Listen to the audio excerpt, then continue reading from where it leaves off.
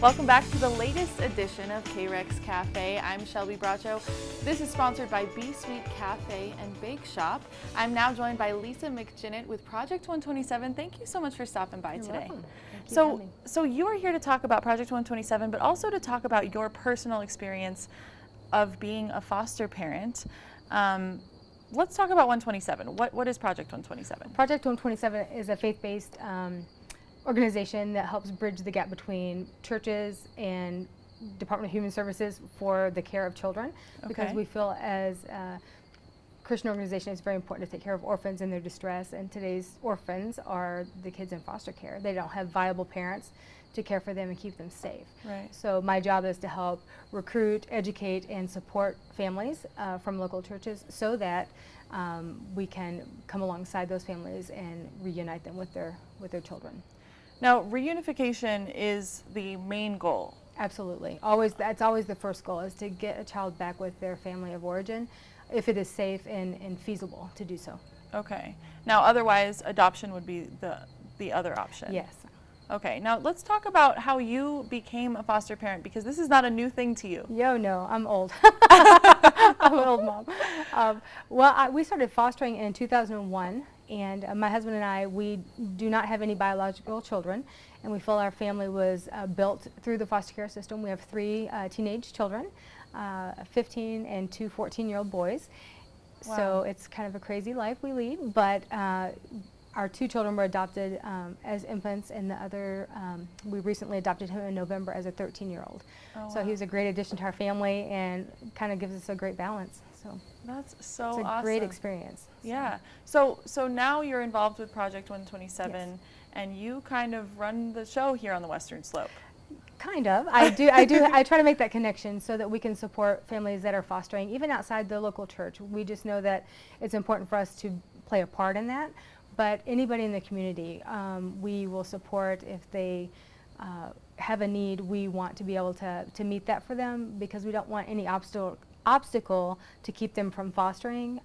We want to be able to break those down if possible. Now, let's talk about the need that is here on the Western Slope. There are a lot more children than I think people would realize. Absolutely. I just read some stats. Recently, in 1 month, there were 32 children taken into care, which is extremely high. That's one a day. Think about that. That is just extremely high. And the fact that some of those are part of sibling groups, where they have 3 or 4 siblings that have to be separated into different homes so that they can be cared for.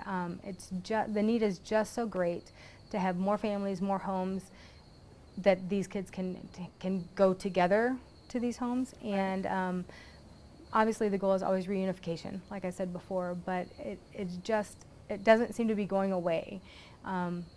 As fast as children are replaced back with their parents or adopted, there's still more kids coming into the system. There's just so many things in this valley that are just a detriment, whether it's meth or domestic abuse or whatever that keeps a child unsafe. It's just huge right now. Yeah. Now, what about your, now you have children in your home that you've adopted. Yep. How many children have you had come into your home and then be reunified with their family? Oh, well, I've had probably about 64 kids through the course of those years from 2001 come through our home. I can't give you a number of, because not all have been reunified. Whether they were reunified and then adopted because they couldn't stay with their families, I don't have those statistics. Okay. We do currently have 2 babies in our home, a 15-month and a 5-month-old. And yeah. Gosh, that's so young. It is so young, but the great part about it is that we have an opportunity to bridge the gap to those biological families. Maybe they don't have a standard, they don't have that support group around them, and so I can be that support. They know that I love their kids. They know that I'm caring for their kids. So when they are returned home, if they're having a hard time, they know they can call me, and I will help support that child, because we share the same love for that child. And that's the beauty of foster care, if you will. Just being able to bridge that gap and have that relationship and have that community for that bio family.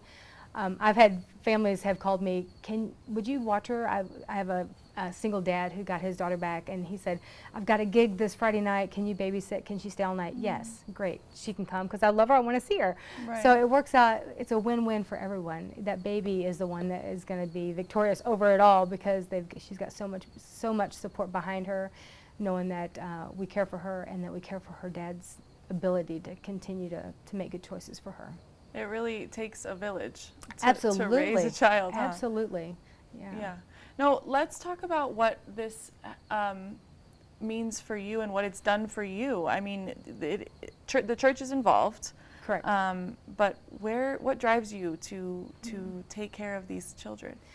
Well, my husband is more compassionate than I am. Like the schedule maker, and I make sure everybody gets where they need to go. But I think what keeps me going is the fact that they're innocent and they have no one to care for them. So if I don't do it, who will?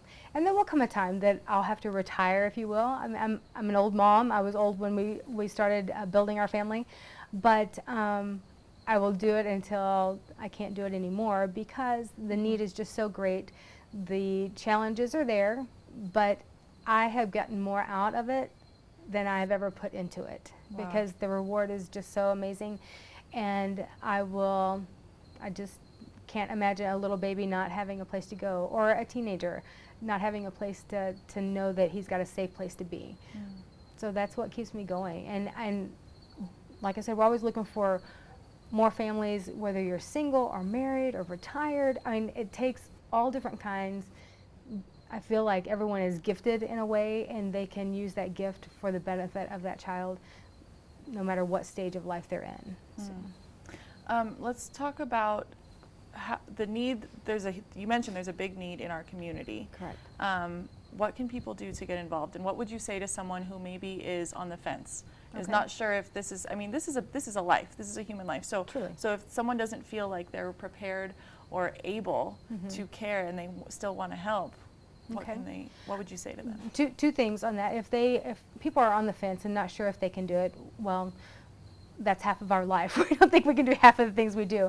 So taking that first step and just getting informed, whether you call the Department of Human Services or start that, there's always information nights, to give you information about what that life is going to look like. Take that first step, get the information, ponder it, fill out the paperwork. There's never a commitment.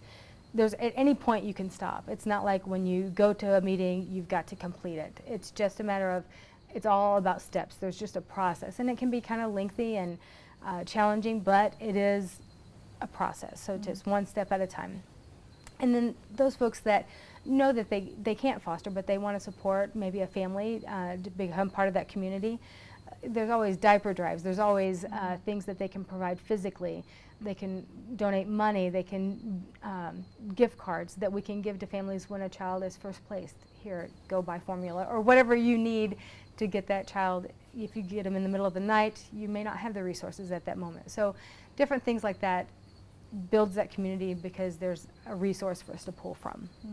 So I think everybody can do a part because we're part of a whole. And if this child is doing better, we all do better. Right. And so I think we just live a lot of times we're selfish in the way we live our lives. And if we would just reevaluate that, I think that we would embrace more of reaching out and providing for kids.